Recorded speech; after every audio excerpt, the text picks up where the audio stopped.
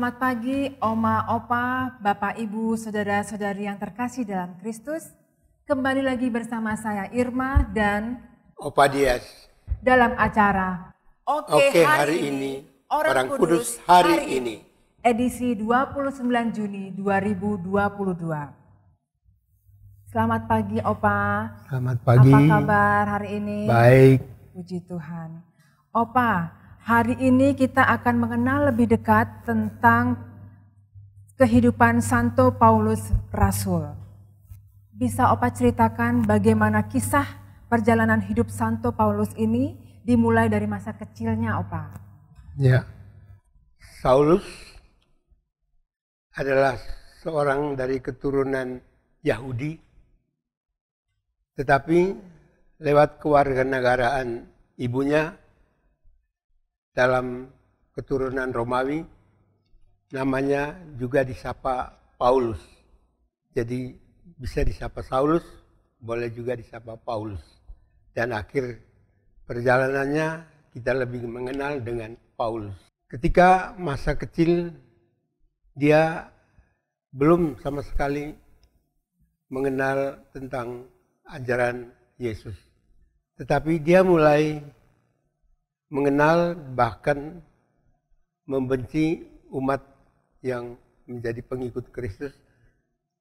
Dan puncaknya ketika menyaksikan dan bahkan ikut menganiaya Stefanus yang kemudian dikenal sebagai martir pertama. Lalu Opa, kejadian apa yang dialami oleh Saulus dalam perjalanan ke kota Damsyik? Ya, setelah lewat penganiayaan atas Stefanus, dia mulai dengan penuh semangat mau membinasakan para pengikut-pengikut Yesus atau yang percaya kepada kekristenan. Lalu dia mulai bertualang kemana-mana dan pada suatu petualangannya yaitu dia akan menganiaya dengan umat di Damsyik. Di dalam perjalanan Saulus mengalami suatu kejadian yang luar biasa. Tiba-tiba dia mengalami tertimpa sebuah sinar yang amat keras sehingga dia terkejut bahkan sampai terjatuh dari kudanya. Dan pada saat itu dia sudah tidak bisa dapat melihat apa-apa. Lalu dia mendengar suatu suara yang aneh, yakni Saulus, Saulus, mengapa engkau menganiaya aku? Lalu Saulus bertanya, siapakah engkau ya Tuhan? Lalu terjawablah dengan suara, akulah Yesus yang engkau aniaya. Lalu apakah yang harus kuperbuat? Yesus meneruskan dengan kata-kata, lanjutkanlah perjalananmu ke Damsyik dan di sanalah engkau akan mengalami sesuatu yang baru.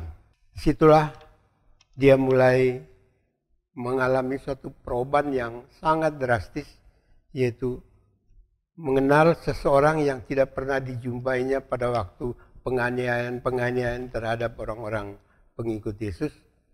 Tetapi dia merasa terpanggil ketika mendengar bahwa akulah Yesus yang kamu aniaya. Disitulah di dalam keadaan kebutaan dia malah mulai percaya akan Yesus yang belum pernah dilihatnya. Dia hanya menyaksikan ketika orang-orang menyiksa sampai mematikan, membunuh Stefanus. Karena mendengar tentang Yesus di dalam hanya pembicaraan saja. Baik, menarik sekali ya Opa. Lalu bagaimana kisah akhir dari Santo Paulus ini Opa? Dari petualangannya yang terakhir di Damsyik, dia begitu mengalami perubahan yang sangat drastis dari hidup imannya. Dia mulai mengikuti ajaran Yesus. Dan mulailah dia dengan suatu sikap yang baru, dengan meninggalkan cara hidup yang lama untuk memulai pengajaran-pengajaran tentang iman kekristenan. Di dalam perjalanan itu, dia dengan sangat berhati-hati, bahkan bersembunyi, supaya tidak dilihat oleh para Farisi yang membenci terhadap kekristenan. Bahkan pada suatu ketika dia akan keluar, dia melihat banyak orang Farisi, banyak orang yang akan mengejarnya. Dia menghindar dengan cara dia masuk ke dalam sebuah keranjang besar, dan keranjang itu diikat dengan tali, lalu diturunkan dari tembok, sehingga orang tidak melihat siapakah dia. Nah, dari situ dia lalu mengembara ke sana kemari, sampai ke Roma, bahkan sampai ke Asia Kecil, situ untuk memberitakan ajaran-ajaran Yesus. Bahkan ada juga suatu kejadian ketika dia mengajar, banyak anak-anak muda yang ikut tertarik mendengarnya di suatu ruangan yang berlantai 3. Begitu asiknya ada salah satu pemuda terjatuh dari jendela, jatuh ke lantai dasar. Nah, di situ banyak orang sudah mengkhawatirkan bahwa anak muda ini tentu pasti mati. Tetapi Saulus mengatakan, tenanglah, dia tidak mati. Dan memang benar, oleh doa dan jamahan Saulus, anak muda itu masih tetap hidup. Nah, ini terus dialami oleh banyak orang, banyak pengikut, sehingga di daerah di mana dia kunjungi, banyak orang yang sudah mulai bertobat dan mengikuti ajaran-ajaran Yesus. Tetapi masih juga ada yang belum dan bahkan membenci tentang ajaran kekristenan. Maka dia pun dikejar-kejar dan akhirnya tertangkap di Roma. Di Roma dia mengalami tahanan rumah oleh kaisar saat itu, yaitu Kaisar Nero. Nah, di dalam tahanan itulah dia hanya bisa menulis. Dengan tulisan yang begitu banyak ditulis dan dikirim ke berbagai daerah. Tulisan-tulisan itu kita bisa membacanya, kita bisa mengenalnya pada kisah para rasul. Di dalam kisah para rasul, Saulus itu di dalam tulisannya ketika dia masih berada di dalam tahanan di Roma, dia menulis berbagai macam surat kepada orang-orang yang percaya. Pertama untuk daerah di mana dia mengalami tahanan, yaitu di Roma. Kita kenal dengan surat Rasul, kisah para rasul, tentang surat Paulus kepada umat di Roma. Selanjutnya surat yang kedua yaitu kepada umat di Korintus. Itu bahkan ada 2 surat. Seterusnya dia membuat dan mengirimkan surat itu sampai 13 surat. Yang terakhir, yang ke-13 adalah surat kepada Filemon. Itu adalah sahabatnya yang di dalam keseharian mereka hanya hidup di dalam utang piutang.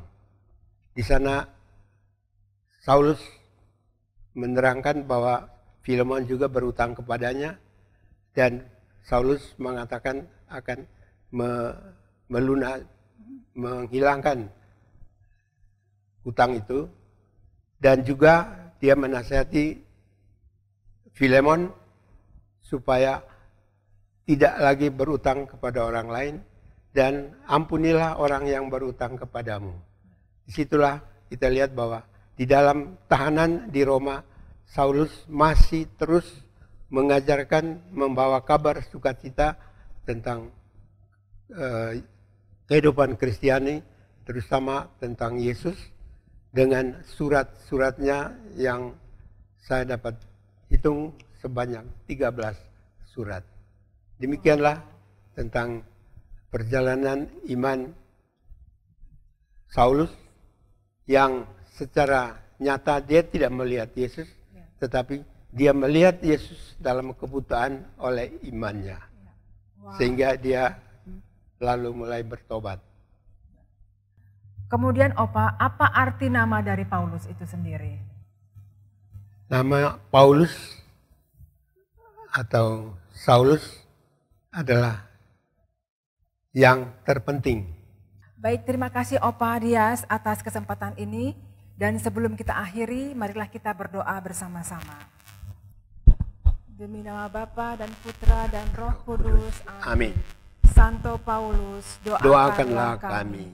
Kemuliaan kepada Bapa dan Putra dan Roh Kudus. Seperti pada permulaan, sekarang, selalu, dan sepanjang segala abad. Amin. Demi nama Bapa dan Putra dan Roh Kudus. Amin. Oma, Opa, Bapak, Ibu, Saudara-saudari yang terkasih dalam Kristus, sampai berjumpa kembali dalam acara Oke hari ini, Orang Kudus hari ini. Berikutnya. Oke hari ini.